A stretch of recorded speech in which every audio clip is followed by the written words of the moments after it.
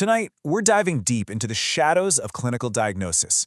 We're on the hunt for the body's most elusive culprits, where missing just one clue can be the difference between a simple case and a critical emergency. So welcome to a special investigation, where you are the red flag detective.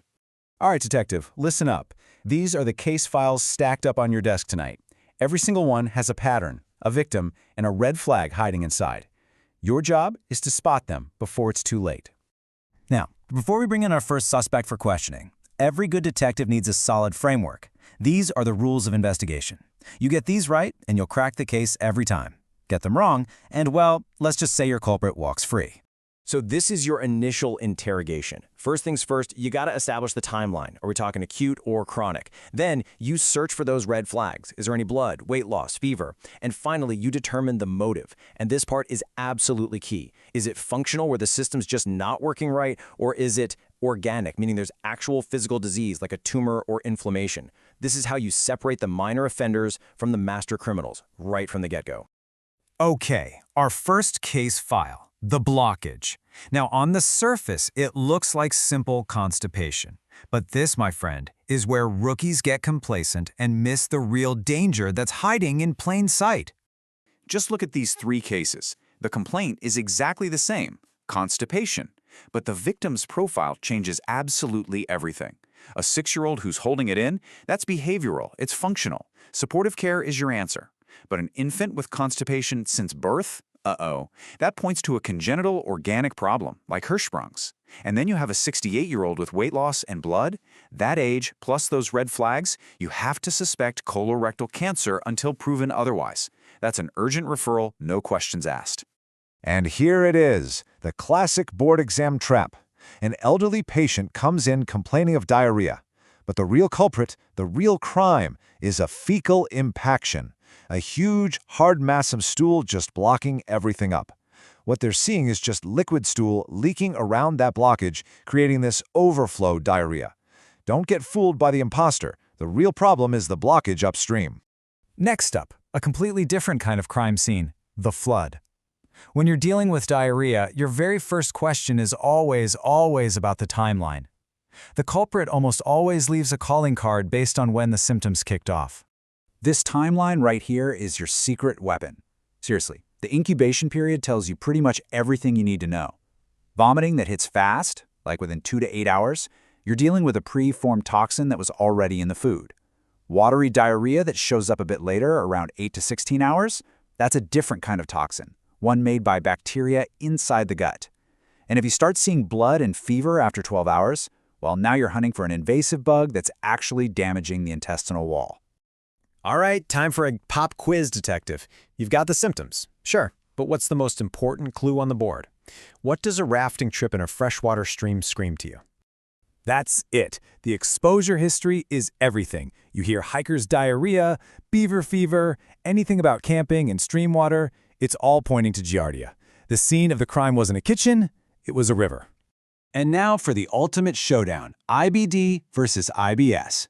Do not get tricked by these two lookalikes. The second you see blood, significant weight loss, or symptoms that wake the patient up at night, those are your red flags. They immediately take you out of the functional world of IBS and put you squarely in the organic, inflammatory territory of IBD. Okay, our next case file. This one starts out looking simple, but it can escalate into a code red emergency fast. We're talking about incontinence, the leak. Most of the time, it's a routine investigation, but sometimes it's a 5-alarm warning. So, most incontinence cases fall into one of these three camps. Stress is a mechanical problem, a faulty valve. Urge is a problem of the bladder just being overactive, freaking out. And overflow is a plumbing issue where the bladder's too full and just dribbles out. They all have clear motives and predictable behaviors, but a master detective always looks for the outlier, the one pattern that just doesn't fit. And this is where the case takes a very dark turn. The clues just stop making sense. The patterns break. So pay close attention to these next 3 clues, because when you see them together, the entire game changes. When these 3 clues show up together, saddle anesthesia, weakness in both legs, and a sudden acute loss of bowel or bladder control, all other investigations stop. I mean it, this is a 5-alarm fire. This is the ultimate red flag. cauda equina syndrome. This is not a differential diagnosis anymore. It's a full-blown neurological emergency that needs immediate surgical evaluation. Your only job here is to recognize the pattern and make the urgent call. Hesitation is not an option. All right, one more case before our final review, the mystery of the wet bed. Enuresis. It's a common case, sure, but it's one that requires a very strict protocol if you're going to solve it correctly. The protocol for enuresis is just a simple, logical progression. Step 1, confirm the child is over 5. Step 2, and this is mandatory, your first test is always a urinalysis to rule out an organic cause like a UTI.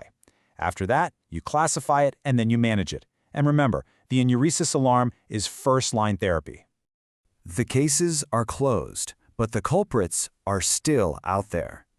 So if you remember nothing else from tonight's investigation, I want you to burn this slide into your memory. This is your most wanted board. These are your don't miss diagnoses. These are the master criminals of the bowel and bladder world. You have to know their fingerprints, recognize their MO, and know exactly when it's time to call for backup. Okay, you've reviewed the files, you've seen the patterns. Now let's see if you're ready for the field. It is time for the final exam. Think fast, detective. No time for notes. These are the high-yield facts that separate the rookies from the pros. What's the call? So how'd you do? Number 1, Staph aureus toxin. Number 2, blood in the stool. Number 3, urinalysis. Number 4, stress incontinence. And number 5, Hirschsprung disease. If you can master these patterns, you are going to crack the case every single time. And that's our explainer. I'll leave you with that final question to think about. Sometimes the most benign clue, the one everyone else overlooks, is the one hiding the most sinister secret. Your job is to find it. Now get out there, detective.